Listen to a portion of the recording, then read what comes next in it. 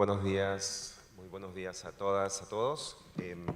Vamos a empezar rápidamente con el primer panel de esta mañana, de este segundo día de la jornada del Foro Internacional de Cultura. El panel es Cunas de Civilizaciones, Protección y Promoción del Patrimonio, y tenemos el gusto de tener a 4 distinguidos panelistas. Vamos a comenzar, como dije, con el doctor Peter Stone.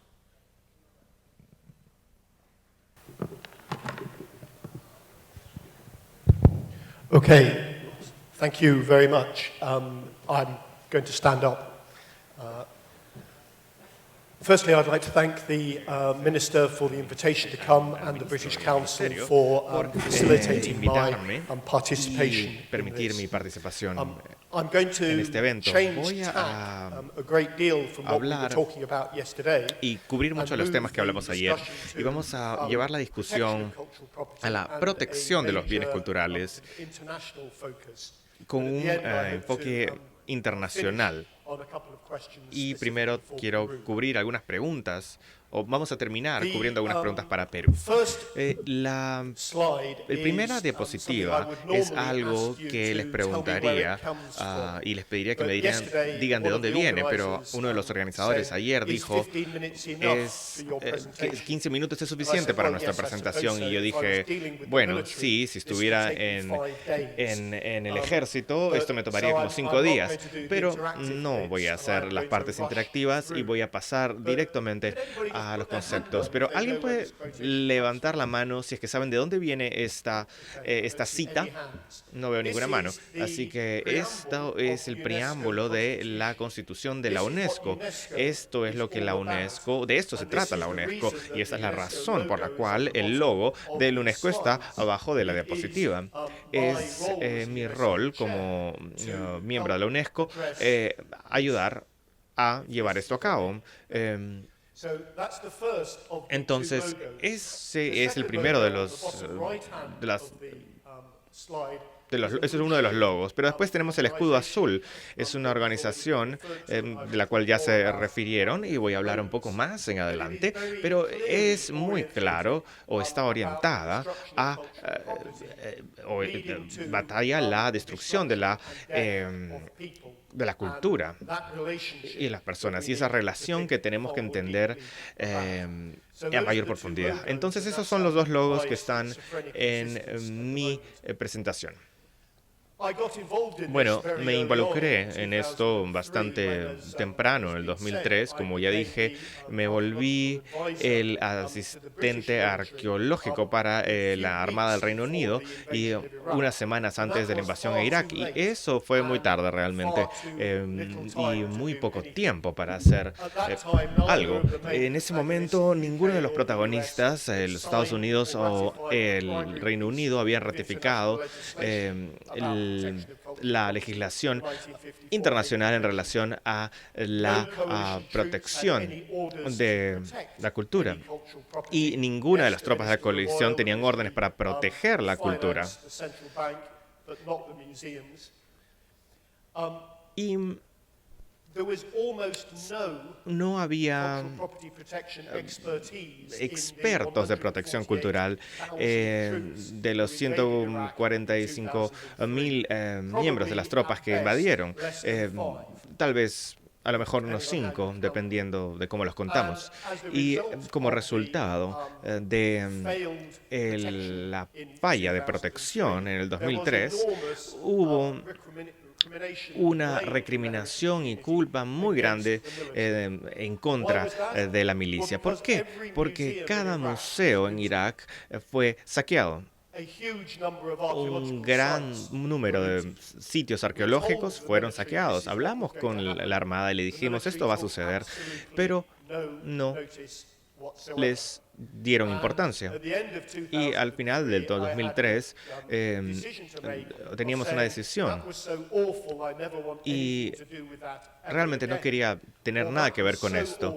Y fue tan horrible, pero seguramente podemos hacerlo mejor. Desafortunadamente, he estado tratando de seguir trabajando con ellos para proteger la propiedad cultural desde entonces. Ahora, las dos lecciones aprendidas, que claro, nos tomaron un buen tiempo, pero primero tenemos que entender el ejército y sus prioridades y sus restricciones. Y también tenemos que darnos cuenta que la Armada no opta por ir a la guerra. A ellos se les manda a la guerra y son mandados por los políticos. Y en ese contexto tenemos que entender las restricciones y prioridades que ellos tienen y tenemos que comenzar a trabajar con ellos para alcanzar un punto de beneficio mutuo y compartir las mejores prácticas también. Ahora, este es un tema bastante grande en el momento. En los últimos años han habido, y este año también han habido, tres resoluciones de las Naciones Unidas en este sentido. Las dos de ellas y la del 2003 están basadas en relacionadas con la seguridad y el terrorismo. Pero una de este año, y vamos a pensar en eso, el Consejo de Seguridad de la ONU tiene este año ha tomado una resolución sobre la protección de las herencias culturales. Y por primera vez tenemos la atención del mundo. Y en este contexto internacional también tenemos a la atención de la UNESCO. Y han habido varias actividades en UNESCO en los últimos años. Podemos verlas en la pantalla. Y todo eso nos da el contexto en el cual la organización, el Escudo Azul, con la cual trabajo, es creada. Y la última que está abajo es en el año pasado, 2016, yo pude trabajar a tiempo completo cuando mi universidad pidió permiso para establecerse en la Universidad de Newcastle. No nos dieron dinero, Newcastle todavía paga mi salario, pero nos da la flexibilidad de trabajar en esta área. Ahora, el Escudo Azul es una organización con el logo a la derecha abajo.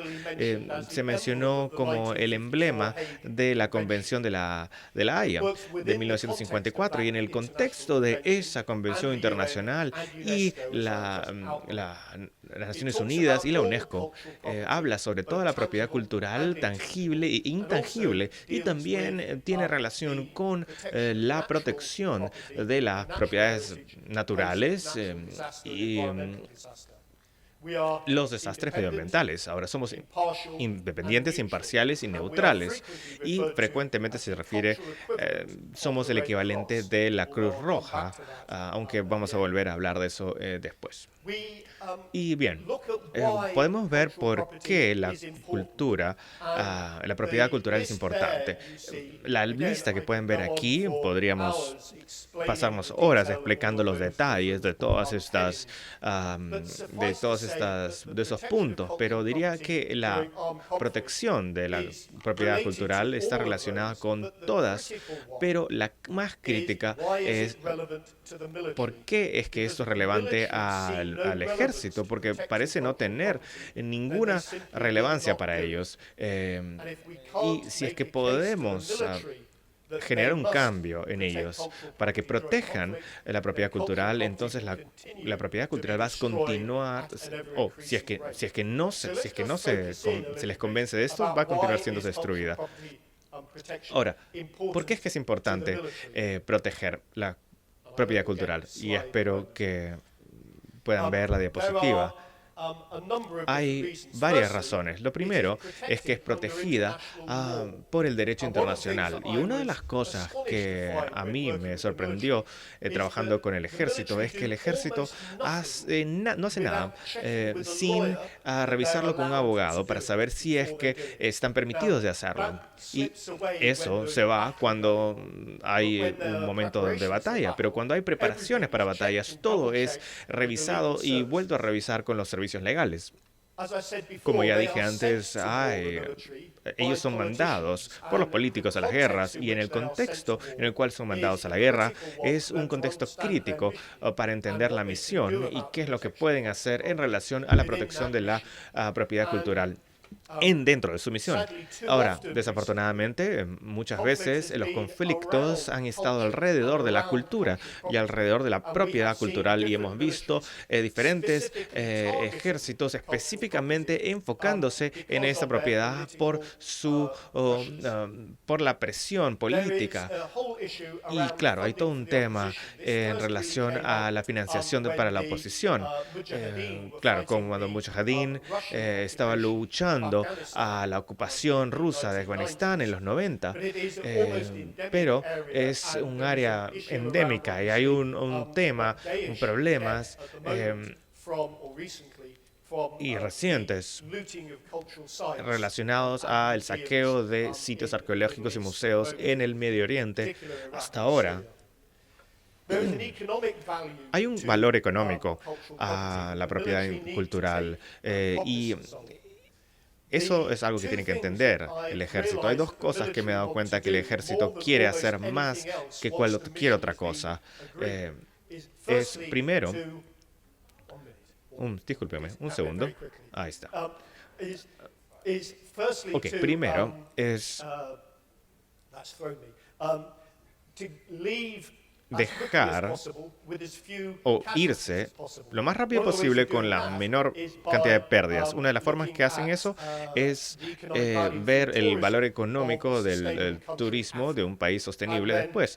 Y hay otros temas que podríamos también conversar, pero hemos creado nuestras actividades en Blue Shield o Escudo Azul en 6 ejes que están acá: desarrollo de políticas, coordinación dentro de Escudo Azul y con aliados externos,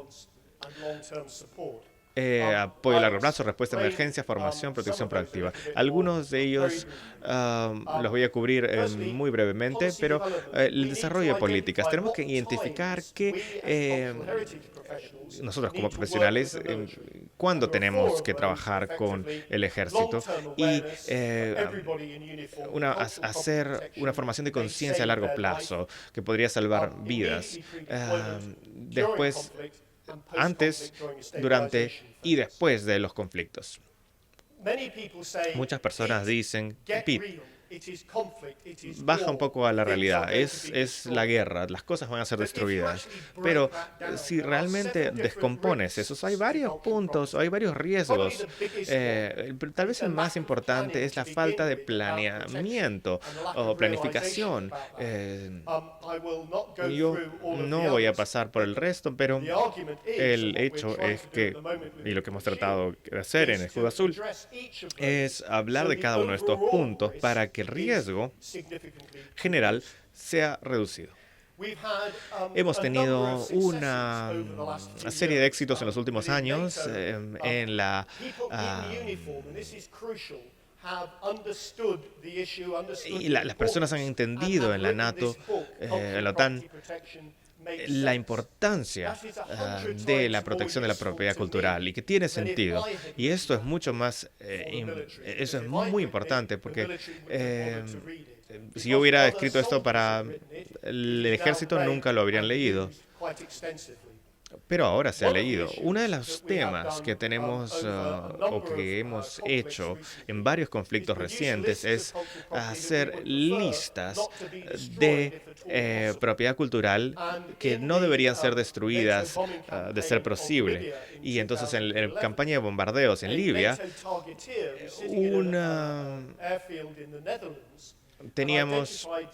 se habían identificado 6 vehículos de unidades móviles de radar que estaban colocadas por Gaddafi dentro y afuera de una construcción. No son de los detalles, pero lo que En vez de lanzar una bomba para destruir los 6 vehículos y la construcción, utilizaron armas de precisión y pueden ver que los restos aquí en la foto de un vehículo y los otros 5 se ven iguales. Y claro, el edificio que se identificó fue de hecho un edificio hecho por los romanos y que estaba en la lista de edificaciones protegidas. Y permitimos al ejército destruir sus objetivos, pero manteniendo la estructura. Bueno, ¿es el equivalente de la Cruz Roja, el escudo azul? No. Ellos tienen 12.000 empleados nunca vamos a llegar a esos números nosotros, pero si no comenzamos ahora, nunca vamos a llegar ahí. ¿Y por qué es que tenemos que llegar ahí? Por esto, es muy importante proteger nuestra historia. Y nuestra historia y nuestra cultura son demasiado importantes para no protegerlas durante conflictos. Son lo que nos hace humanos. Perú, en este momento, ha ratificado la convención y los protocolos, pero no tiene un comité nacional del escudo azul y me pregunto si es que el país, y no lo digo de una manera despectiva, pero me pregunto si es que Perú, como cualquier otro país que ha ratificado la convención, de hecho, o hace todo lo que tiene que hacer en términos de esta convención. No puedo pensar en un país del mundo que de hecho lo haga, pero el Ministerio de Cultura aquí está listo con las listas de estas propiedades culturales y está listo, o si es que, por ejemplo, el ejército acá se da cuenta que Perú ha ratificado esta convención y que eso tiene varias implicaciones en relación a lo que pueden y no pueden hacer cuando sean desplegados o existe un conflicto armado o en relación a desastres naturales, por ejemplo. Esos temas son temas que comenzamos a tratar de cubrir con el escudo azul. Los voy a dejar con una cita escrita por un amigo en Croacia sobre la destrucción de la mezquita, el puente de Mostar. Y los voy a dejar que lo lean, porque creo que es algo extraordinario.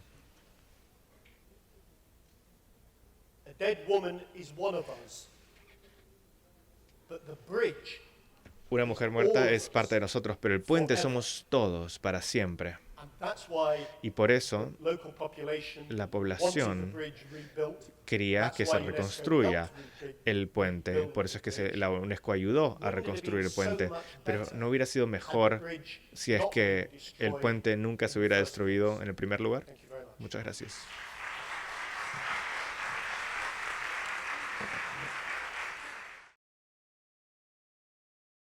Doctor Alba tiene 15 minutos, le van a ir avisando cuando tenga 10, 5 y 1 minuto pendiente. Adelante. Muy buenos días a todos.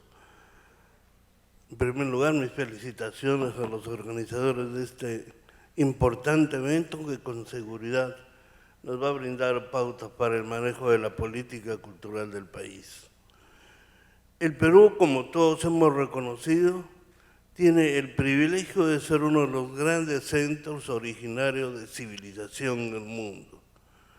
Un privilegio que supone también una inmensa responsabilidad para conservar, proteger, investigar, difundir esta herencia cultural.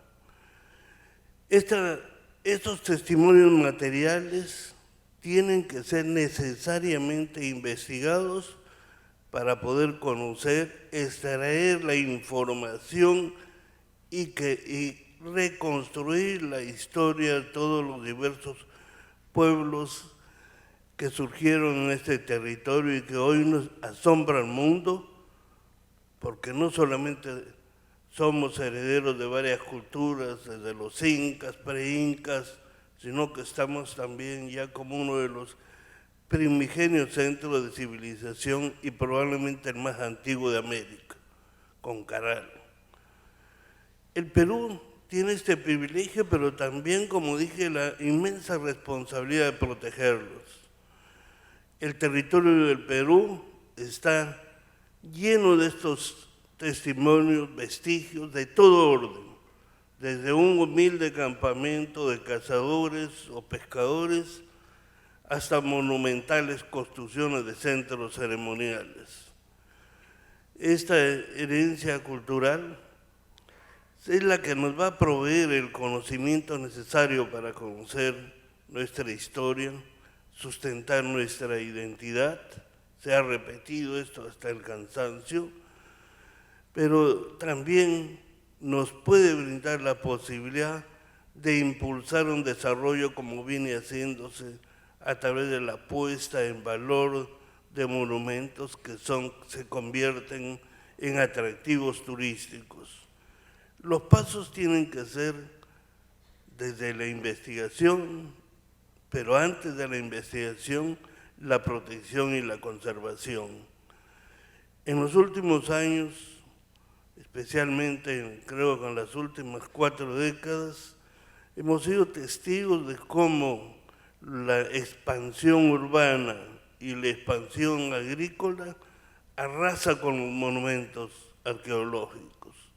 Muchas veces, y casi por general, estos delitos que están tipificados así quedan impunes.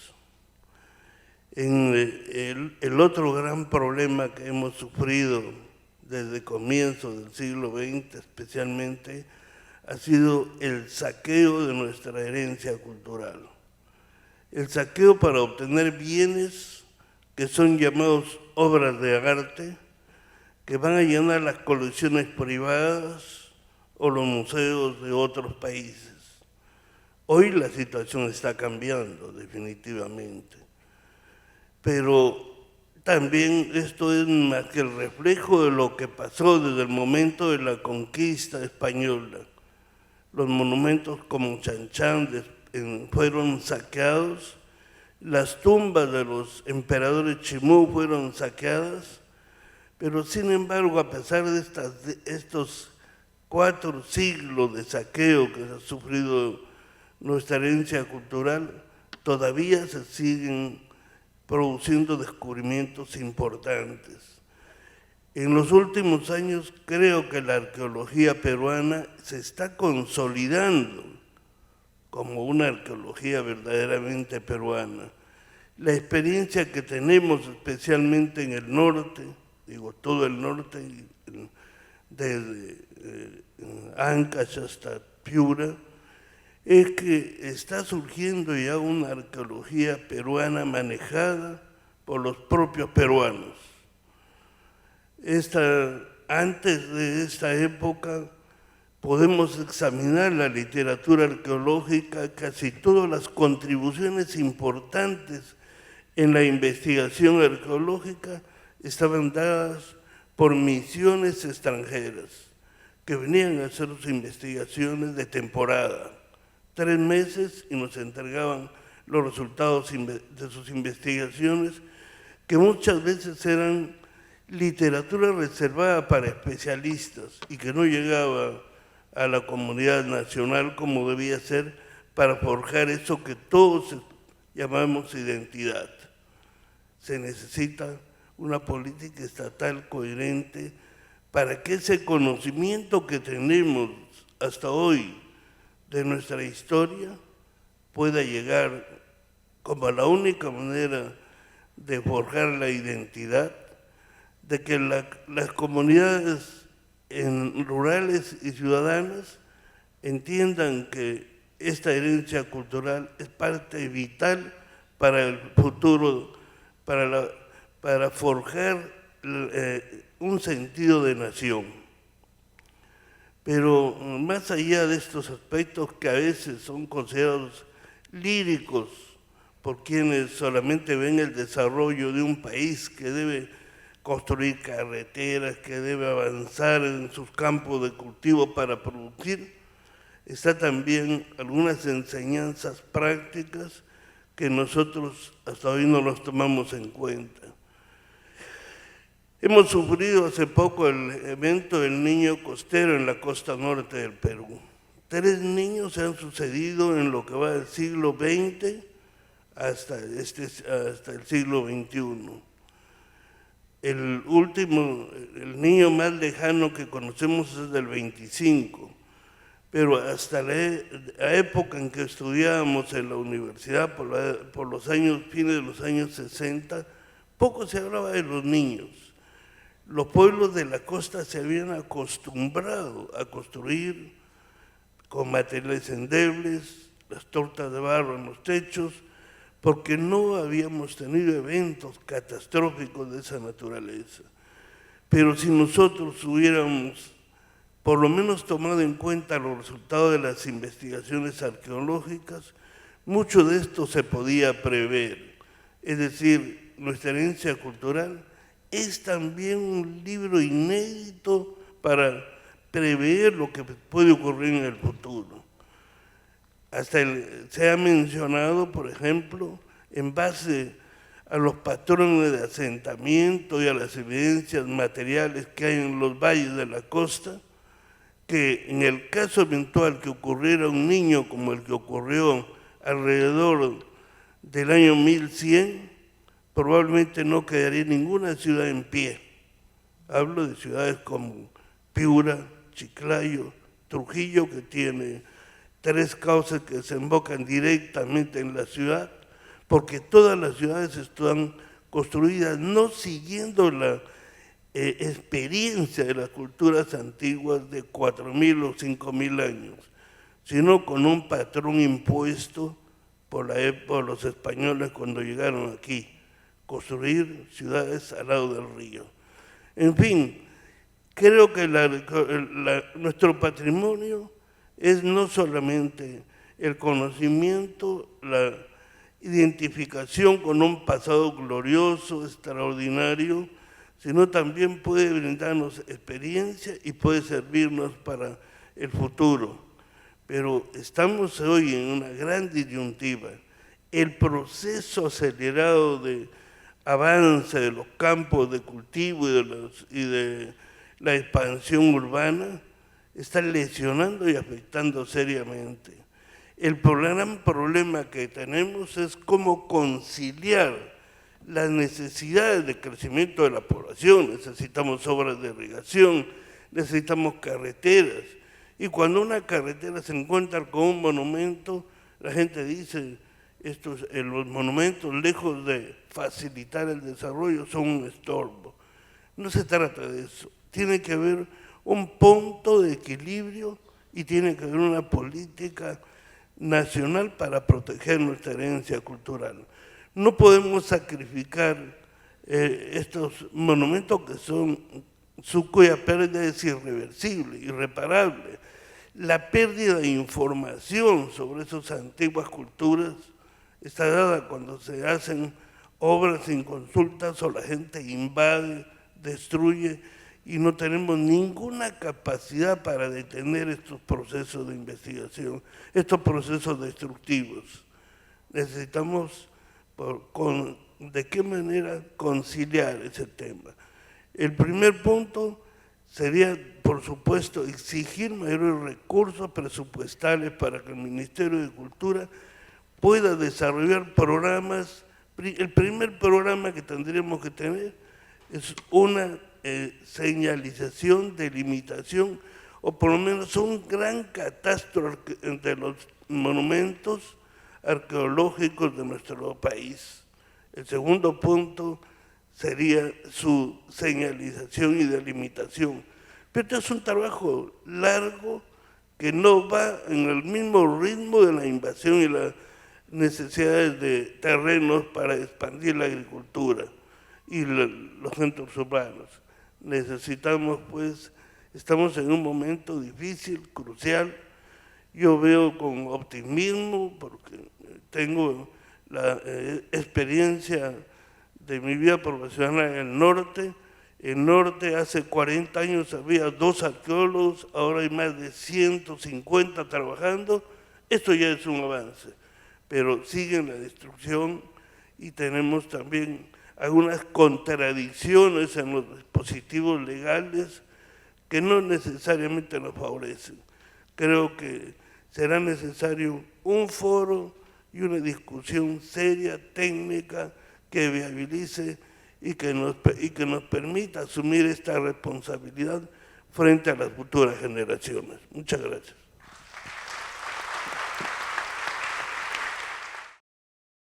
A continuación, Carlos Aucejo, 15 minutos. Buenos días. Ante todo quiero agradecer la presencia de todos y creo que queda muy claro de que hay una fuerte necesidad de establecer una política que nos permita gestionar y manejar esta inmensa riqueza que tenemos en el país, ¿no? Como todos han mencionado de una u otra manera, el ser cuna de la civilización es una gran riqueza, una gran potencialidad y una gran responsabilidad para poder en nuestro país, ¿no? Y a su vez tenemos a lo largo de las últimas décadas una serie de avances en ese sentido que refuerzan aún más, ¿no?, esta idea, ¿no?, de cuna de civilización y de potencial cultural. Sin embargo, así como es una gran ventaja y que no todos los países o no todas las regiones pueden tener esta gran maravilla que nosotros contamos en nuestro país, también nos enfrenta a una realidad muy dura. Esto es lo que de alguna manera llamamos los números del terror. Es nuestra realidad en relación a esa riqueza cultural que manejamos en el país. Estamos hablando de que tenemos un conocimiento, al menos aquí en el Ministerio, que no es completo, todavía nos falta analizar mucha más información almacenada en los depósitos, de alrededor de 46.000 sitios que sabemos que existen de una u otra manera. Esto no es un número fijo, es un número variable, ¿no? Hay sitios que están a veces repetidos o que están divididos en sectores y agregan un ítem más. Desafortunadamente, a lo largo de la existencia de las distintas entidades públicas que se han dedicado a la protección del patrimonio cultural, solo contamos con un 1% que tiene saneamiento físico legal. Eso quiere decir que tienen una declaratoria, que tienen un plano aprobado y que están inscritos en registros públicos, y sobre el cual tenemos la más total y completa, absoluta potestad de su protección. Eso nos deja un 99% de los sitios que tenemos conocidos que tienen un distinto nivel de protección, ¿no?, desde el 0 hasta el, por así decirlo, 80% de protección, que pasa por tener hitos y tener un panel que identifique el sitio arqueológico para que las personas que se acerquen a esta área puedan saber que se encuentran en un área patrimonial. Y esos son alrededor de 2.000 sitios en el país. Además, tenemos unos 3.000 sitios que cuentan con un plano aprobado. Eso quiere decir que cuando hay una invasión y nos presentamos al Poder Judicial o a las fuerzas del orden, ¿no?, a la policía, por ejemplo, y nos piden cuáles son los límites, les podemos presentar un plano que legalmente indica cuáles son los límites del sitio.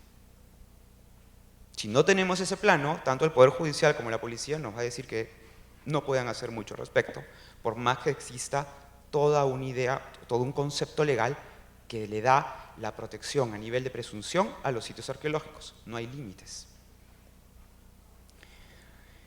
Además, tenemos alrededor de 5.000 o 6.000 sitios que cuentan con un plano que varían en antigüedad de 1 año a más.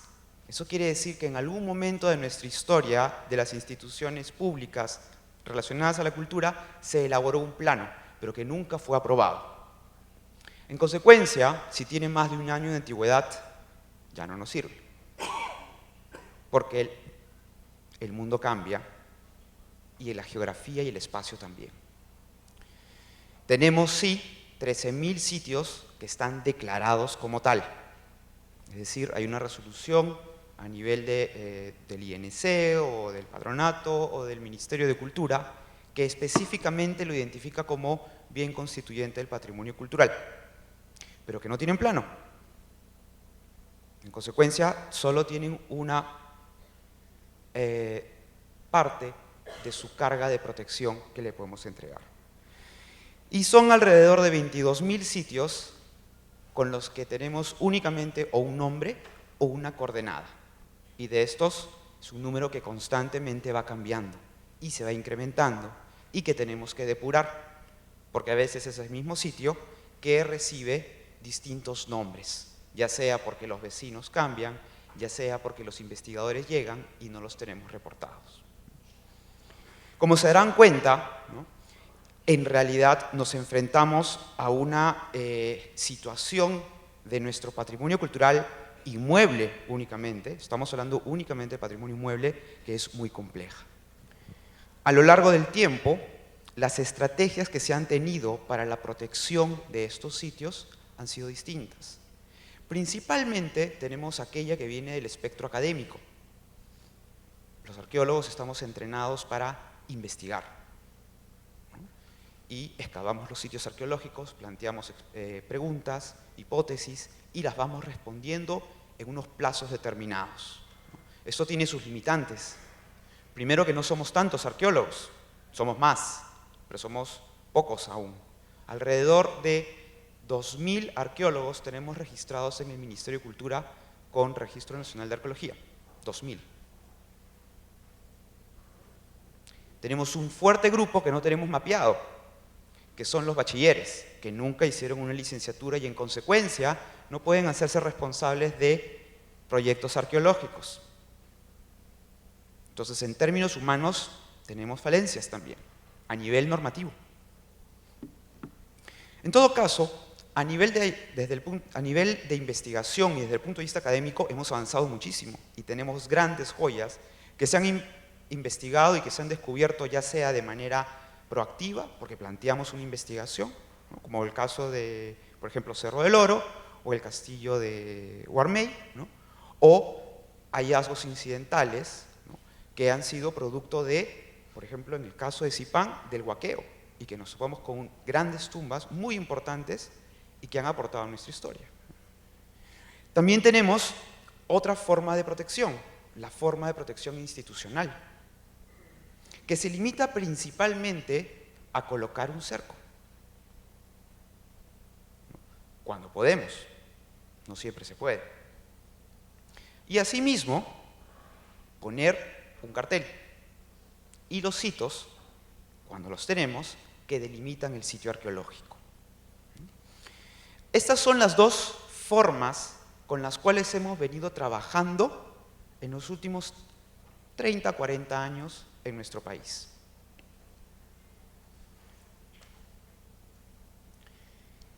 El problema con estas aproximaciones es que la sensación que se lleva a la ciudadanía es que el patrimonio no se toca. Creamos barreras físicas o imaginarias, barreras físicas a través de un muro, barreras físicas a través de un cartel, barreras físicas a través de un hito, un mojón, un pollo de cemento que genera una línea imaginaria. No hay una cinta, no hay nada, en el mejor de los casos está este muro. Y un cartel que dice, ojo, esta zona es patrimonio arqueológico intangible. No te acerques. Eso nos lleva a que la sensación que el ciudadano termina llevándose es que solo unos pocos son los elegidos. Aquellos que saben cómo acercarse al patrimonio cultural. Insisto, esto marca una gran distancia con la ciudadanía que termina rodeando todo el patrimonio. Estamos hablando de un país cuna de civilización, donde, como se dice, donde levantas una piedra, hay un huaco, coloquialmente hablando. Entonces, podemos marcar esa distancia con nuestra ciudadanía, que debería de sentirse identificada con el patrimonio cultural y protegerlo, por ende. Esto nos lleva a situaciones como esta. Fenómenos como el Niño llevan a que las poblaciones sean, en muchos casos, resentadas a niveles temporales, campamentos, pero nosotros sabemos muy bien que las cosas temporales en este país se convierten en permanentes. Hay un cartel enorme que dice Fortaleza de Cerro Blanco, zona arqueológica monumental, resolución directoral, ley de patrimonio cultural. ¿Qué pasó? ¿Están funcionando nuestros sistemas de protección que hemos venido utilizando? No. No funcionan. Y no es solamente un tema de normativa, no es un tema de política del ministerio, es un tema mucho más complejo, como lo menciona Ula.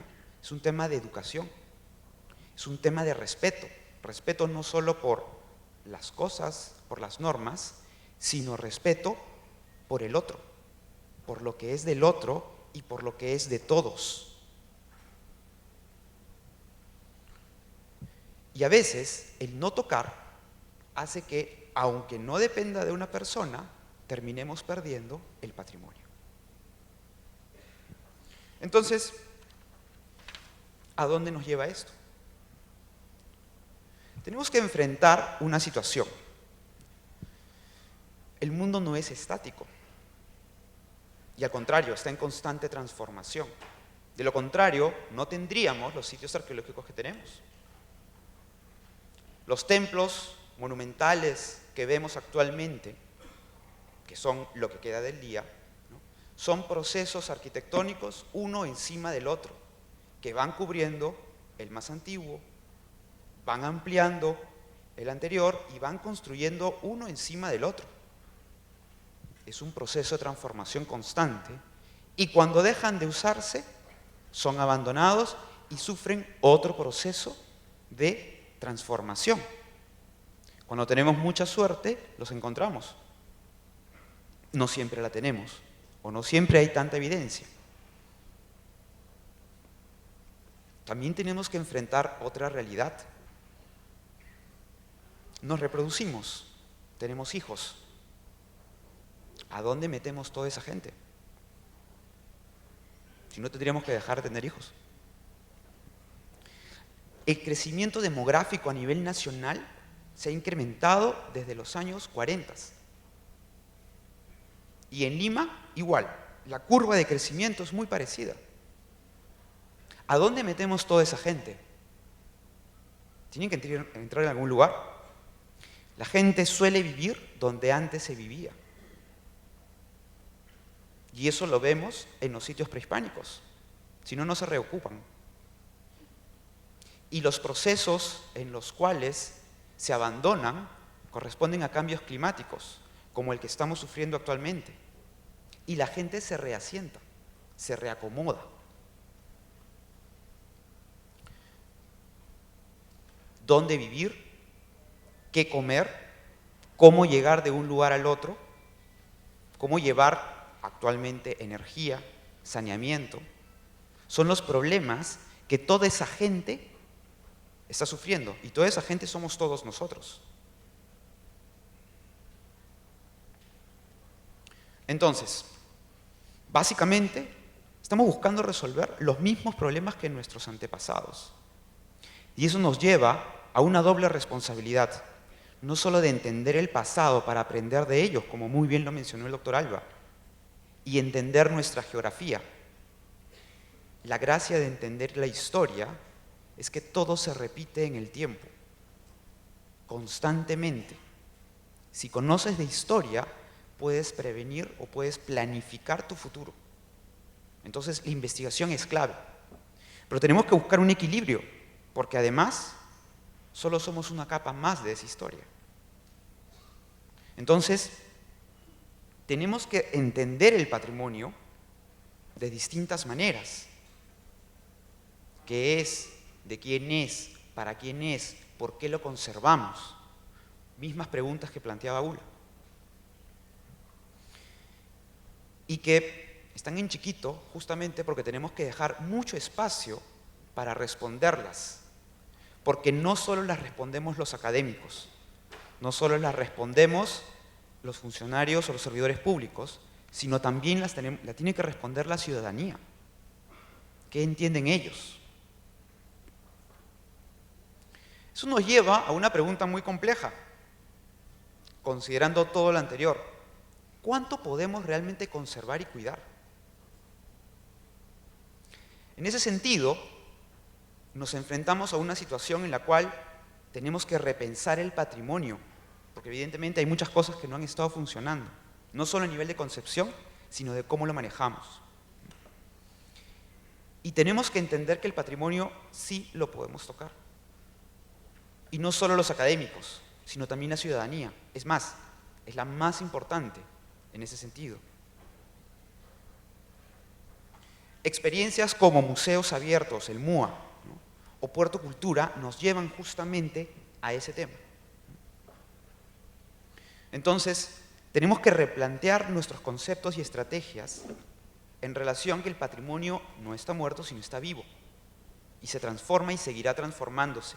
Y tenemos que tener distintas estrategias nuevas y adaptativas, adaptarnos a las necesidades del momento, no una receta permanente en el tiempo.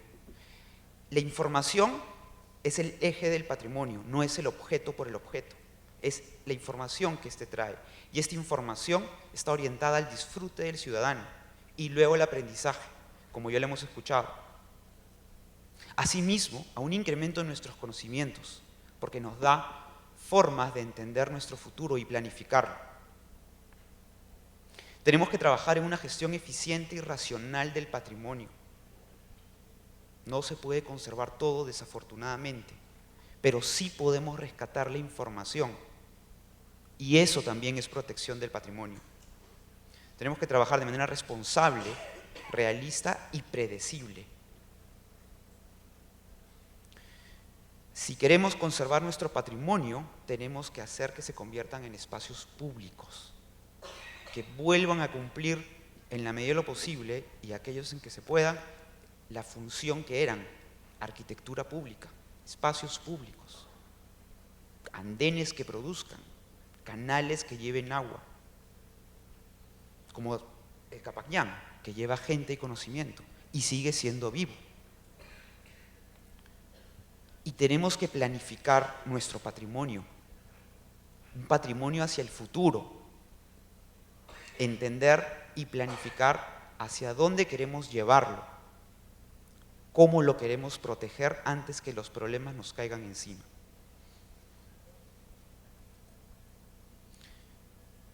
Y quitarnos un poco ese concepto de la prohibición, llevarnos más bien al ¿qué podemos hacer juntos? Muchas gracias.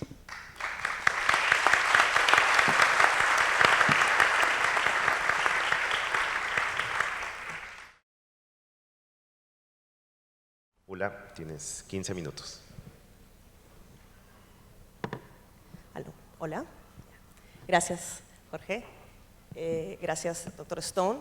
Quiero empezar mi conversación con ustedes indicando que pedí encarecidamente estar en la mesa de museos en la tarde, pero creo que no había sitio en esa mesa con tantas interesantes ponencias, y en realidad lo que me convenció para estar acá fue también poder sentarme junto al doctor Stone, uno de los compiladores de uno de los textos que fue muy motivador para mí en el inicio de mi carrera de museología, un libro The Presented Past, Heritage, Museums and Education. Entonces yo voy a regresar un poquito a algunos puntos más relacionados a ese tema, que es además un tema en el que, digamos, me muevo más cotidianamente en mi desarrollo profesional. Entonces, a mí me gustaría compartir con ustedes algunas ideas que creo que pueden ser interesantes para lo que se está haciendo actualmente respecto al establecimiento de ciertos lineamientos para las políticas, para tener una política de cultura en el país, ¿no? Entonces, quiero empezar con algunas preguntas que creo que todos nos hemos hecho en algún momento y que además, por la experiencia en estos años en diferentes espacios patrimoniales, especialmente museos, que es donde yo trabajo, están y rondan en la cabeza de las personas, ¿no? Definitivamente cuando estamos hablando de protección de patrimonio, ahí las palabras mismas nos deberían llevar a la reflexión, ¿no? ¿Qué es proteger, qué es cuidar, qué es promocionar y qué es patrimonio también, ¿no? Y en realidad a veces damos por sentadas algunas cosas que no necesariamente nos hemos puesto a reflexionar en primer momento. Entonces, una de las cosas que salta a la vista cuando estamos trabajando en espacios patrimoniales o con patrimonio cultural, artístico, etcétera, es que efectivamente falta un tema de trabajar en pos de esto, ¿no? De estas preguntas que atañen al vínculo que puede existir con lo que muchos de nosotros que estamos dentro del trabajo cultural directo en espacios en los que tenemos el privilegio de estar en contacto con obras o con sitios monumentales, porque realmente es un privilegio para algunos tener ese contacto directo, no nos damos cuenta de que no estamos haciendo el trabajo más intenso precisamente para poder responder a estas preguntas, ¿no? Entonces, creo que queda claro que hay una necesidad de una forja de vínculo y la pregunta es ¿cómo? ¿No? Y entonces hay que, creo yo, regresar a cosas básicas que casi son de sentido común, ¿no? Y en el Perú hay todavía un gran camino por recorrer respecto a lo que son estos espacios de trabajo, ¿no? Relativos a la educación e interpretación patrimonial. Hay varios ejemplos ya interesantes, importantes, que nos enseñan la diversidad de estrategias para poder trabajar tanto en la educación formal como en la educación en espacios informales, como podrían ser los museos o los sitios históricos o arqueológicos, y realmente entender de qué hablamos cuando hablamos de interpretación patrimonial. El tema de interpretación a nuestro país ha llegado un poco tarde también, está comenzando a calar, está comenzando a introducirse en el trabajo de cultura, ¿no? Porque claramente no se trata de una transmisión de información, como hemos estado todos acostumbrados, por lo menos, bueno, yo tengo 48 años ahora, entonces creo que todos hemos pasado, más jóvenes o hace más años o menos, por experiencias en espacios patrimoniales, museos, etcétera, en donde hemos recibido información, pero no necesariamente donde nos han seducido, donde nos han encantado, donde nos han cuestionado, donde nos han permitido hacernos preguntas y que nuestras preguntas sean válidas en ese espacio, ¿no? Entonces, la interpretación patrimonial tiene una serie de estrategias justamente, es un arte, ¿no? Más que una ciencia, poder encantar, poder trabajar directamente con lo que nosotros tenemos, a diferencia de muchos otros lugares, que es nuestro patrimonio a la vuelta de la esquina, ¿no? Y la mediación cultural, ¿no? Definitivamente en este mismo sentido, la posibilidad de tener una posición entre el objeto o el sitio o el monumento y lo más importante que es la gente que está allí para poder conversar, para poder acercarse, ¿no? Entonces yo creo que la última idea es algo que me parece sumamente importante y más aún hoy con los problemas que estamos enfrentando como sociedad y que tenemos que enfrentar y que tenemos que comprometernos, ¿no? En la ponencia de Doris Sommer ayer fue muy importante ver este involucramiento de los espacios culturales también en cosas tan básicas que a veces nos olvidamos, como por ejemplo la alfabetización, ¿no? Y yo me quedé pensando ayer y decía, ¿cuánto estamos haciendo realmente en los museos por alfabetizar también visualmente? Que es una enorme carencia no entendemos lo que vemos, ¿no? Necesitamos poder hacernos preguntas de cómo nos representamos, por ejemplo, en la prensa, ¿no? en la publicidad, ¿no? Y en ese sentido mencionar casos, ¿no? Que hemos tenido la suerte de tener en los últimos tiempos, por lo menos en mi ejercicio reciente en el Museo Central. Por ejemplo, tener una exposición como la de Yayo López, que ahorita está en la Biblioteca Nacional, que los invito a verla porque es un tema de representación, pero tratar de trabajar desde la mediación cultural, por ejemplo, qué significa vernos a la cara y reconocernos como hermosos, ¿no? Que es algo que muchas veces no se nos permite. Entonces, creo que este trabajo hacia convertir los museos y espacios patrimoniales en espacios de disfrute ante todo, primero, y aprendizaje, y de curación. Quería jugar un poco con esta palabra de curar, ¿no? Yo hace muchos años me acuerdo haber estado en un encuentro de cultura y trabajar con el tema de qué tenemos que curar en los museos, especialmente en los museos de arqueología, que es con lo que yo estaba más involucrada en esos momentos. Ahora, el museo en el cual estoy trabajando tiene una colección bastante más diversa, pero en ese momento nos tenemos que curar de la misma arqueología, ¿no es cierto? Porque básicamente era cómo podemos conversar con la gente si seguimos hablando en las cartelas de los museos en arqueoñol, ¿no es cierto? O en curatoñol, porque realmente son idiomas que no necesariamente, o lenguas, o maneras de referirnos a lo que es nuestro, supuestamente, y utilizamos un idioma disciplinario, ¿no es cierto? O realmente palabras y tecnicismos, etc. Entonces, por un lado, jugar con este tema de la curaduría, ¿no? Pero también de la sanación o de la curación también como sociedad. O sea, realmente tenemos problemas graves que enfrentar.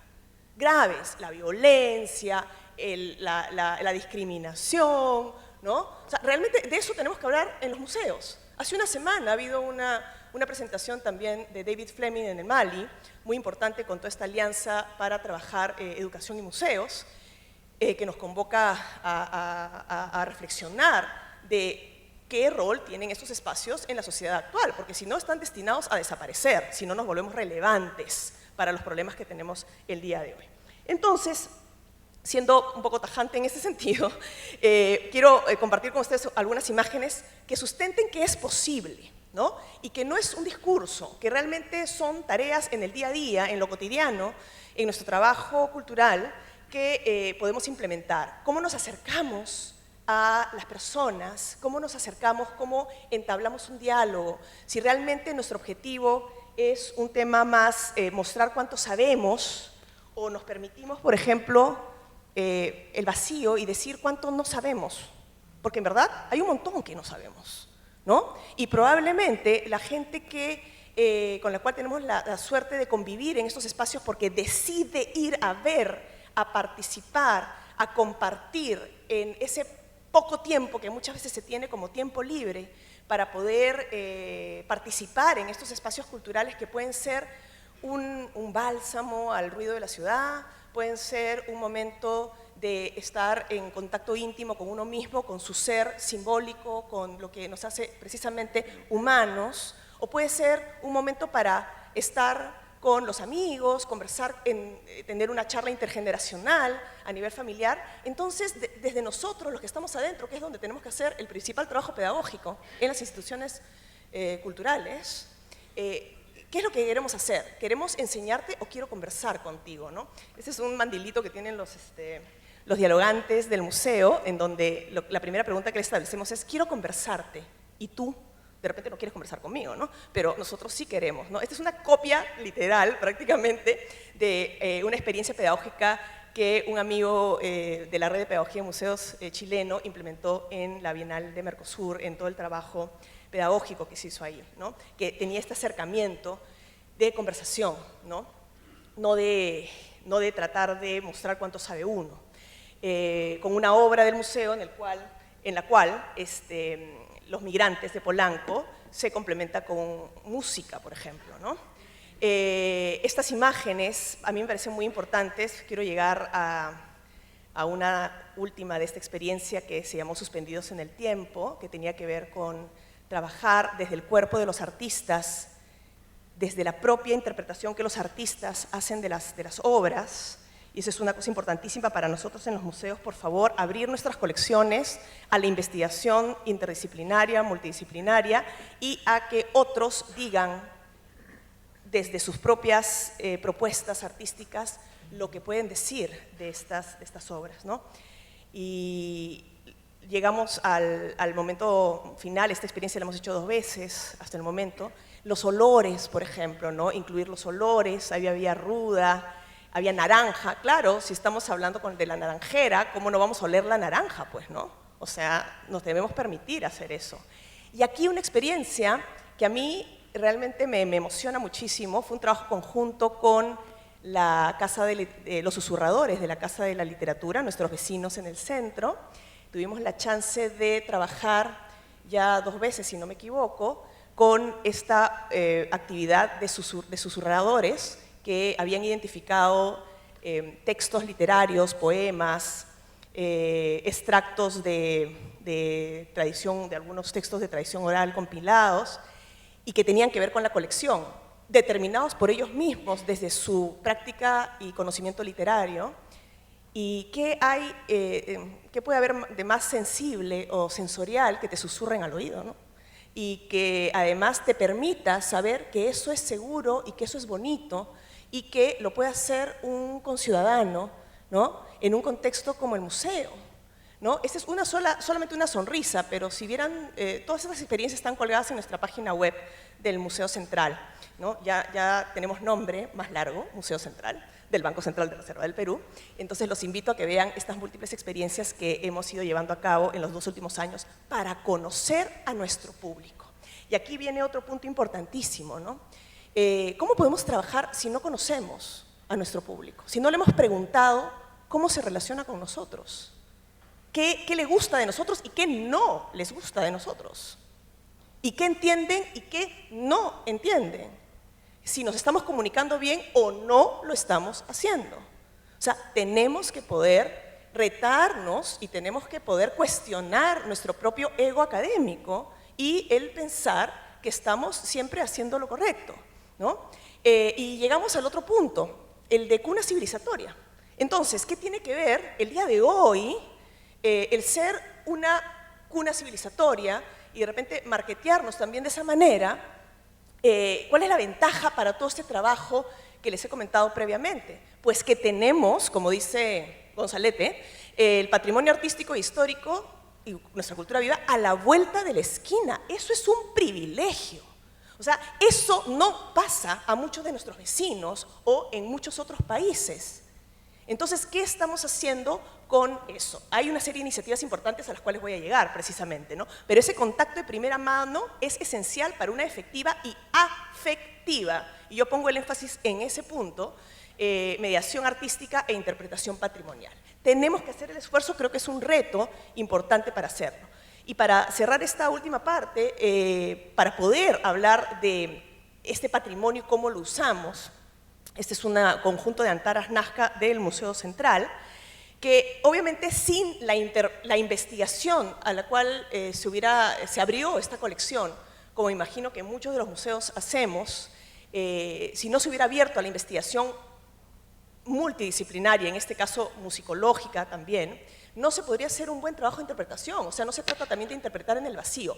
Importantísimo poner recursos, tiempo, ¿no? Dedicación, esfuerzo al tema de la investigación. Hay una serie de iniciativas actualmente también hoy día en el Ministerio que es justamente para el acercamiento. Es importante tomar en cuenta que es la investigación la que va a sustentar la posibilidad de interpretar. O sea, es lo que nos permite llenar la mochila de un montón de información que no es para volcarla, es para sentir que tenemos una data que puede ser diversamente usada, ¿no? Y no solamente por nosotros, sino por el público en general, para poder ver con qué yo me vinculo. Y además, no es todo lo que hay, es lo que hemos construido haciéndonos ciertas preguntas, desde la academia, desde la investigación, pero hay muchos otros vínculos que pueden existir y efectivamente existen, ¿no? Y que hay que visibilizarlos con el patrimonio desde la práctica cotidiana también. Finalmente, si no hay vínculo, si no se establece el vínculo, es como con las personas. Si yo no conozco a alguien, no me pides que lo quiera, porque para empezar, o sea, si no lo conozco, no sé qué vínculo puede tener. Y si el vínculo es desfavorable y si la relación y ese conocimiento fue un conocimiento desagradable, pues el vínculo no va a ser positivo. Lo que puede haber pasado en muchos casos, y aquí tiene mucho que ver con política educativa, política intersectorial entre el Ministerio de Cultura y el Ministerio de Educación y la práctica entre museos y escuela, si es que a un niño su primera experiencia en un museo es haber ido a 8 sitios el día que le permiten salir de la escuela y visitar 8 sitios en el centro de Lima, disculpen, su experiencia va a ser mala, definitivamente. O sea, no es que creamos que va a ser bonita, de repente esta sí, la otra no. No, a menos que seas el primer sitio que visitan, ¿no? Entonces, si es que no se hacen esos esfuerzos para que esas experiencias iniciales sean positivas, pues no estaríamos tampoco construyendo públicos y no estaríamos realmente tratando de que el vínculo que se establezca sea un vínculo positivo. Esas son las réplicas de estas antaras. Obviamente, aquí están los niños en contacto directo con estas antaras, tocando como los Nazca, ¿no? Por lo menos eso podemos decir. Hay carencias, obviamente hay carencias, ¿no? Y de repente, la gente que me conoce sabe que yo no soy pesimista, ¿no es cierto? Creo que los años también me han demostrado que estamos avanzando, se están haciendo muchas cosas, hay muchas experiencias buenas, hay que visibilizarlas. Pero claro, todavía falta, esto es siguiendo a un académico catalán, faltan espacios y experiencias de interpretación. Ahí, por favor, con el Sistema Nacional de Museos, una de las prioridades, el trabajar en pos de tener trabajo interpretativo en estos espacios, el desarrollo de materiales didácticos, muy importante, aún esta sinergia no se ha establecido entre Minedu y Ministerio de Cultura, lo sé por experiencia personal. Ausencia de actividades de formación sistemáticas para los docentes, no trabajar solamente para los chicos que van del colegio, hay que trabajar con aquellos que son los agentes también vinculados a todo el tema de educación en nuestro país, ¿no? Y con ellos, no para ellos, solamente con ellos, ¿no? Y el último punto me atañe directamente, me importa muchísimo el de utilizar los espacios de exposición, el formato expositivo, de una manera en que la prioridad sea las necesidades que tiene el visitante, no tanto todo lo que queremos contar los curadores, ¿no? Y en ese sentido, la línea de desarrollo actual en los museos es realmente trabajar una curaduría pedagógica desde el inicio de los planteamientos. La educación en los museos o en los sitios patrimoniales ya no es un trabajo que se hace cuando todo está hecho y decir, a ver, voy a hacer un programita, ¿no?, para el público. No, es desde el inicio del planteamiento, ¿no? Y creo que aquí hay ejemplos más que importantes. Más tarde en la mesa yo soy groupie de Berni, entonces a Berni me voy a quedar a escuchar, obviamente, porque es uno de los casos del Museo de Tucumé que más me interesa siempre seguir. Esta foto me encanta, simplemente la pongo porque tuvimos una experiencia que los invito a tener hoy día. El Museo Central abre hasta las 10 de la noche, como todos los últimos viernes de cada mes. Si quieren hacer el mapa de experiencias que dice mucho de lo que hemos trabajado en los últimos años, pueden ir, ojalá que se den un saltito por el centro de Lima. Y aquí están jóvenes adolescentes, justamente trabajando el mapa o disfrutando el mapa, un mapa que recogió el trabajo con los públicos del año anterior, estableciendo una serie de preguntas y cuestionamientos a algunas de las piezas de nuestra colección, y que tuvo un gran éxito, o tiene un gran éxito con esta población joven y adolescente que muchas veces no es atendida adecuadamente en los espacios patrimoniales y museos porque los seguimos tratando como niñitos, ¿no es cierto? Los seguimos trabajando en grupos llevados de la nariz, cuando en realidad el grupo de edad de adolescente es muy particular, tiene sus propias necesidades de vincularse y de ser independiente, etcétera, ¿no? Entonces, yo voy a cerrar con una última diapositiva diciendo que estamos frente a una serie de muy buenas oportunidades. La experiencia que se está llevando a cabo los domingos, que es los primeros domingos, ese es el primer domingo de cada mes con museos abiertos, es una oportunidad para arriesgarnos a crear actividades de mediación y de interpretación cultural, no solamente activar y tener experiencias, por ejemplo, de arte o de representación, de danza, etcétera. Trabajar también con nuestras colecciones, es muy importante, ¿no? El proyecto de Puerto Cultura, no voy a hablar en detalle, pero creo que también es una oportunidad cuando se acerca el espacio público, cuando se abre un espacio público junto a los espacios históricos, patrimoniales, arqueológicos también, pero hay que tener en cuenta que cuando abres, cuando extiendes la mano, va a haber demanda. Entonces, es importantísimo tomar en consideración el foco que hay que hacerse también en investigar para poder tener con qué interpretar y trabajar con los públicos, ¿no? El Sistema Nacional de Museos, no sé si mi amigo Carlos está por acá, es necesario que busquemos apoyo para poder hacer estudios de públicos y los no públicos, ¿no? A veces nos centramos en estudiar a los que vienen, ¿no? Y qué pasa con los que no estamos realmente atendiendo y que no llegan, ¿no? Visibilizar y multiplicar las buenas prácticas que existen en mediación, interpretación y educación. Hay una serie de plataformas que existen y que es necesario visibilizar más. Y el último punto, que creo que ya será cuestión de otro foro, ¿no? Todo el tema de trabajo entre cultura y educación. Muchas gracias.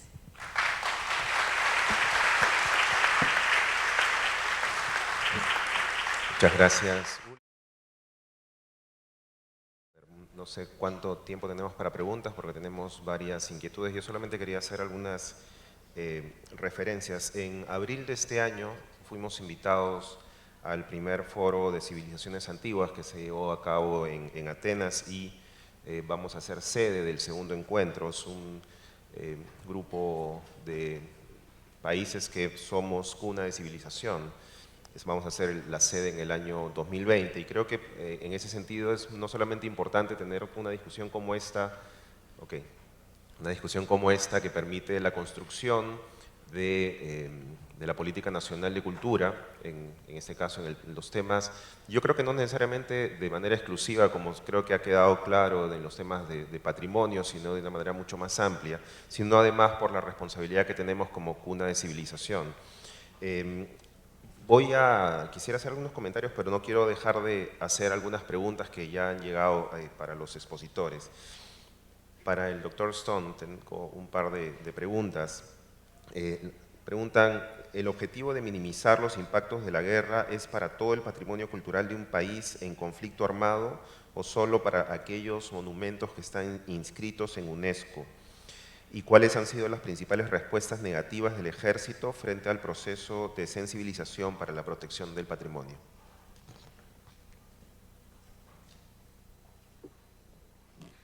Okay, thank you. No, the 1954 Bueno, la Convención del 54 pide para que toda la herencia, todo el patrimonio sea protegido. Y por lo tanto tratamos de trabajar con el ejército, como dije, para priorizar cuáles son las más importantes, los sitios más importantes para proteger. Eso, claro, nos hace preguntarnos quién crea esa lista y quién hace la priorización. Y claro, desde mi perspectiva, eso debe ser hecho primariamente por el país donde está el conflicto. Y claro, no siempre es posible y no siempre es posible hacer eso público. Entonces, cuando hicimos la primera incursión en Irak en el 2003, estábamos trabajando con colegas iraquíes y claro, eso pone las vidas de ellos en riesgo. Entonces, no pudimos decir eso. En ese punto se produjo una lista se produjo por los británicos y eso creó muchas críticas porque ¿quiénes somos nosotros para decir cuál es lo más importante en Irak? Aunque, claro, eran iraquíes diciéndonos que poner la lista, pero no podíamos decir eso oficialmente. Así que hay muchas complejidades por cada sitio. Pero sí, es todo toda la herencia cultural. Y las armadas por mucho tiempo han rechazado estos cambios, pero eso es porque nosotros nos hemos comunicado de la manera equivocada con ellos. Nosotros comenzamos con el resto de puntos de esa lista y yo iría y diría, bueno, este sitio es uno de los más importantes sitios en el país. Es parte del patrimonio mundial y mi colega está excavándolo por los últimos 20 años y nos ha dado mucha información. Y individualmente los oficiales van a decir, sí, entendemos. colectivamente van a decir, bueno, eso es muy interesante, pero no tiene nada que ver con nosotros y no tiene nada que ver con las operaciones militares. Ustedes tienen que hablar o volver esto parte de las operaciones militares y particularmente algo que haga el trabajo de ellos más fácil, porque si no lo hace más fácil, lo hace más difícil, y desafortunadamente tenemos muchos ejemplos en los últimos 20 o 30 años cuando las decisiones militares se han tomado y han resultado en daños a la propiedad cultural, lo que ha hecho el trabajo de las armadas más difíciles, y ahora recién están entendiendo eso y están entendiendo que es proteger la cultura puede ser su trabajo mucho más fácil que tener esa tensión de ruptura. Gracias. Hay una pregunta que en realidad creo que aplica tanto para ULA como para el doctor Alba. La pregunta es, ¿cuál es la mayor dificultad que encuentran para hacer posible una mayor difusión de lo que esa persona denomina la cultura museo en el país? Si esa curiosidad por el arte se ha perdido en las últimas generaciones y cuál es la responsabilidad que tendría el Estado en promoverla. Sí, definitivamente los museos tienen que ser espacios abiertos a la comunidad. Y creo que el éxito de los museos puede medirse por el impacto que tiene en una región.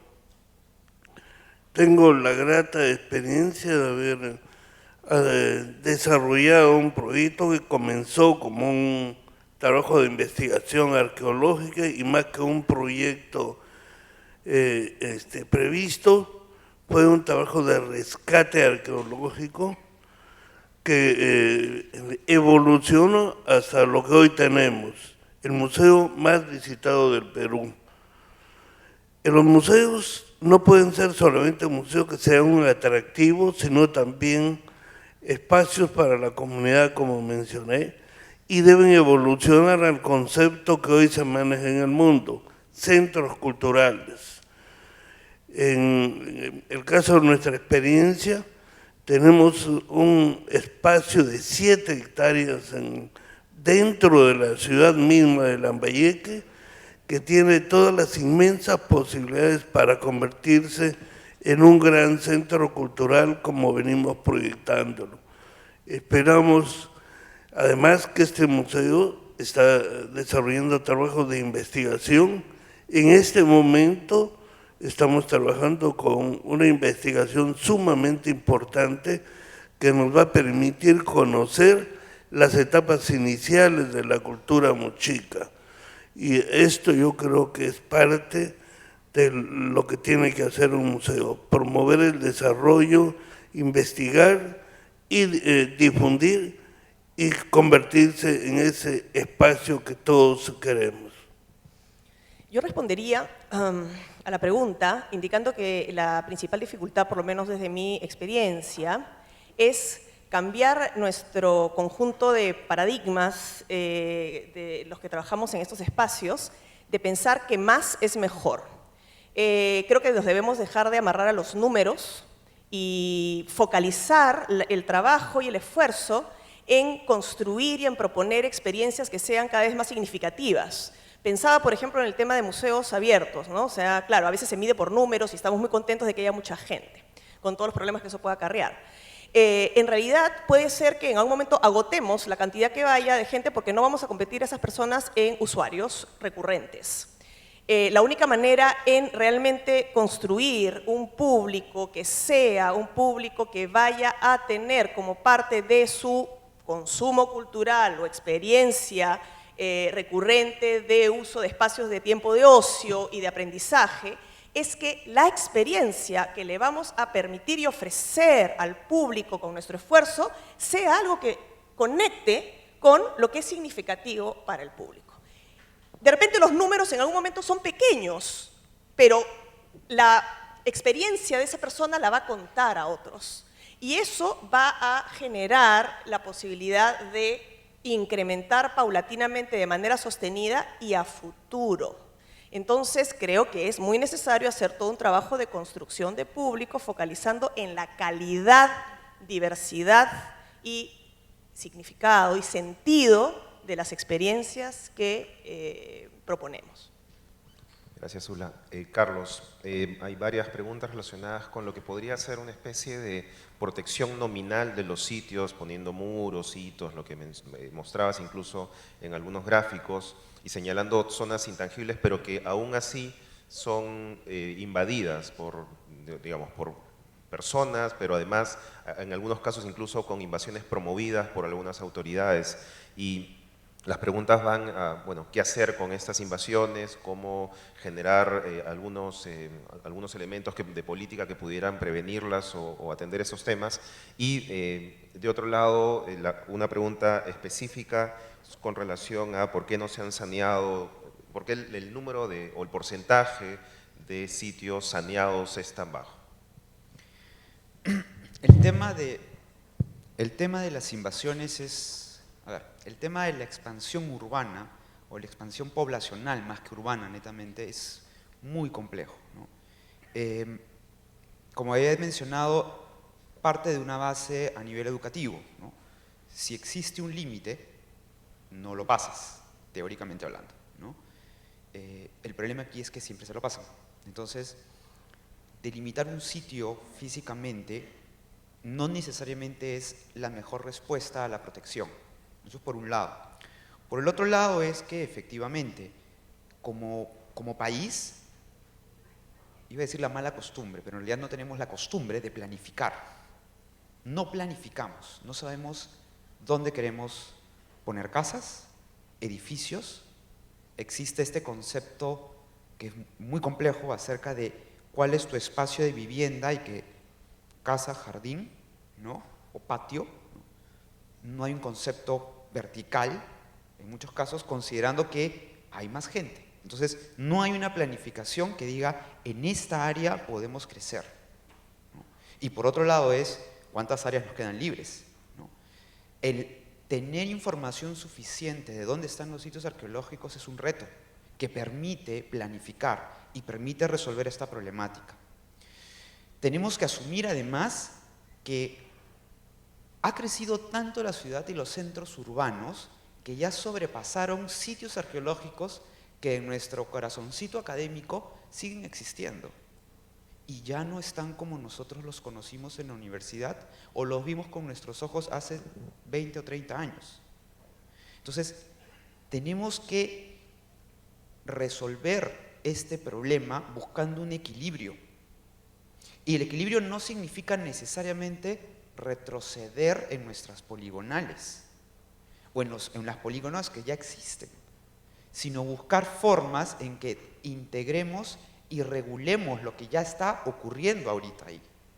Es una labor difícil, es una labor muy específica porque tienes que diferenciar grupos que calcen en estrategias diferenciadas, porque son tan variados que tenemos que tener estrategias diferenciadas.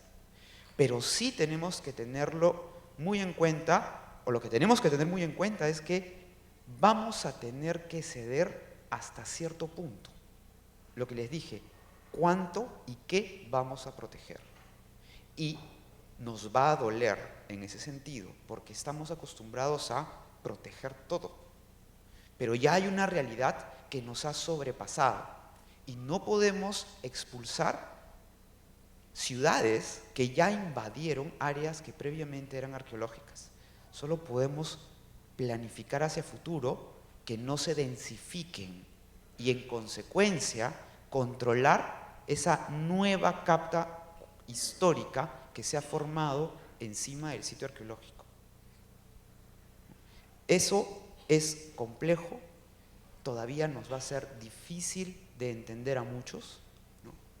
Pero es a donde tenemos que empezar a apuntar para resolver los cientos de miles de ciudadanos que no tienen acceso a saneamiento, no tienen agua, no tienen desagüe, no tienen luz.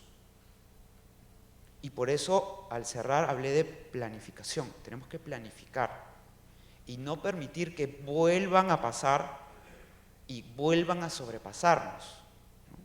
Hay algo que en la Dirección General de Patrimonio Ecológico la tenemos muy en claro, es en términos del proceso de formalización de la propiedad y todo lo que se manejó alrededor de saneamiento de la propiedad en los 90s,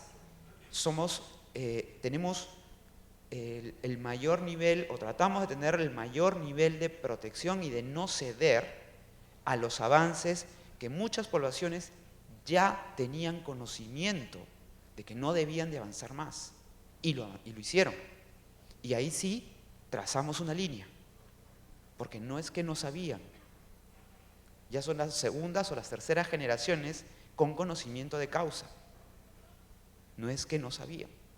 20 o 30 poblaciones con 40 años que siguen sin tener agua y que se mantuvieron tal cual como están, hay que manejarlos quizás de otra manera. Y por eso es que necesitamos tener estrategias diferenciadas y pensar fuera del cajón, que a veces es muy difícil. El saneamiento físico legal. Tenemos un problema muy importante en relación a lo que es el registro predial. Para nosotros sanear un sitio arqueológico no solo tenemos que ponerle límites, sino que además tenemos que saber quiénes son los propietarios de los terrenos, ¿no? Y que luego, para poder ponerle la carga cultural, tenemos que notificar a todos. Como ustedes sabrán, aquí el Perú es el paraíso del desorden en términos predial, partidas que se sobreponen, además del tráfico de terrenos. Eso hace que el trabajo para el saneamiento físico legal sea muy complejo y muy largo. Si yo quiero averiguar de quién es un terreno, me puede tomar entre 3 y 6 meses en registros públicos. Si además lo quiero notificar por la Ley de Procedimientos Administrativos, tengo que identificar a todos y cada uno de ellos y mandarles notificación 1, notificación 2, notificación 3. Luego de eso, tengo que publicar en algún medio, si es que no me comunico con ninguno, en algún medio local o un medio de mayor circulación. Y si no me funciona, peruano. Como entenderán, esto toma alrededor de 1 a 2 años. Ahora se dan cuenta por qué solo tenemos el 1% saneado, sin considerar que tenemos que pagar por cada publicidad registral que hacemos. Ese es nuestro mayor cuello de botella. No es el levantar planos, no es el hacer los expedientes técnicos, que también es un problema en un montón de sitios, pero eso los podemos resolver de otra manera. Es la parte de predial, de inscripción en registros públicos, es nuestro principal problema, porque es el que nos toma mucho más tiempo. Gracias, Carlos. Voy a usar el último minuto para hacer algunos comentarios o un poco cerrar esta conversación que ha sido bastante estimulante, y les agradezco a todos, a cada uno de los expositores que hemos tenido esta mañana. Como mencioné hace un momento, tenemos un doble proceso, un proceso por el cual estamos construyendo una política nacional de cultura, pero además estamos en un proceso mundial, siendo parte de ese foro, de este espacio de discusión de civilizaciones milenarias. Es muy importante esto porque, primero, que nos da una responsabilidad mucho más grande con relación a nuestro patrimonio, una responsabilidad frente a la cual hay diferentes peligros que se advierten. En algunos casos, en algunos países, dados contextos particulares, hay contextos de guerra que están generando situaciones de destrucción intencional del patrimonio. En casos como el Perú, lo que tenemos es una coyuntura en la cual, por diferentes razones, estamos en una situación de tensión permanente entre protección del patrimonio y promoción del desarrollo. Y esa armonización es una armonización compleja y que se da día a día y caso por caso. Cada uno de los casos que nos toca mirar tiene sus complejidades muy particulares. Algunas complejidades que vienen de décadas atrás y que se han ido acumulando, y por lo tanto son expectativas de las personas, de las comunidades, expectativas además en las cuales ha habido mucho juego político en el centro que han llegado pues a un punto en algunos casos de no retorno. Esas tensiones en realidad parten de situaciones, como decía yo, de crecimiento poblacional, pero poniéndonos del otro lado, poniéndonos de un lado de relación con el patrimonio y no de relación o de este crecimiento y del desarrollo urbano. Es bien interesante lo que se comentaba de cuál es el vínculo que tenemos con el patrimonio y cómo cómo construimos una relación con ese patrimonio. Mencionaba Ula de esta construcción efectiva y afectiva que deberíamos hacer y aterrizaba en algunos verbos que creo que son verbos que deberíamos promover, de conocer, cuidar y querer, ¿no? ¿Cómo hacemos para ese conocer, cuidar y querer y cuáles son los instrumentos que podemos tener a la mano? Situaciones más complejas en algunos países que necesitan marcos regulatorios mucho más estrictos e incluso con intervenciones extranjeras. En nuestro caso, ¿cuáles son los instrumentos que tenemos a nuestra disposición para hacer que ese conocer, cuidar y querer sea mucho más efectivo y sea además un vehículo que permita una relación con el patrimonio mucho más saludable? Y dentro de esto, creo que uno de los temas principales, desde mi punto de vista, de escuchar estas presentaciones, del tiempo que llevo en la gestión y de diferentes elementos que me están llevando a esto, es que hay que reconocer también que somos diferentes actores y que diferentes actores tenemos diferentes intereses también. Y hay una tensión de discursos hegemónicos probablemente que también genera una discusión o un debate adicional. Entonces, yo creo que reconocer esto y reconocer que hay estos diferentes intereses también es importante como parte de un proceso constructivo, que en nuestro caso es un proceso constructivo no solamente de nuestra relación con el patrimonio, sino aprovechando la coyuntura de la construcción de una política nacional en la cual podamos efectivamente tener una armonización de nuestra relación afectiva y efectiva con nuestro patrimonio, un patrimonio que además en el caso peruano es, y creo que todos lo reconocemos, como no solamente en el caso del patrimonio físico, sino del patrimonio inmaterial como parte sustantiva de nuestra identidad, ¿cómo hacemos para que esa relación que tenemos con nuestro patrimonio sea a la vez armónica con el desarrollo que queremos para todos los peruanos? Les agradezco nuevamente mucho por esta sesión. Los despedimos por favor con un aplauso.